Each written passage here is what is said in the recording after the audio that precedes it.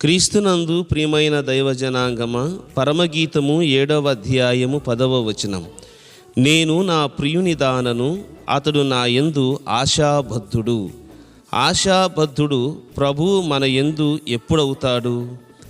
మనలో ప్రేమ సూచకలు కనపడుతున్నప్పుడు మన ప్రభువు మనలను విడిచిపెట్టి పోడు.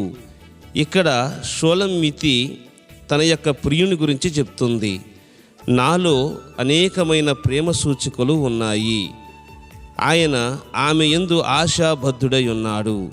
క్రీస్తు యేసు ప్రభులు వారు కూడా మనలో ఆత్మ ఫలాలు మనం ఫలించటం చూసి మన యందు ఆయన ఆశాబద్ధుడై ఉంటాడు.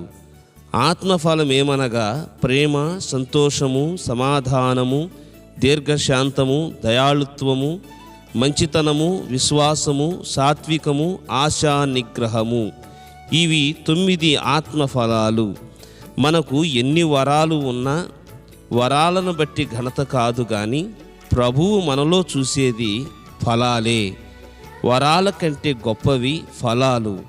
ఫలాలు ఫలించిన వారి జీవితం ఎంతో మధురం. ప్రభువు అట్టి ఫలాలు మీకు దయచేయునుగాక. ఆమేన్, ఆమేన్.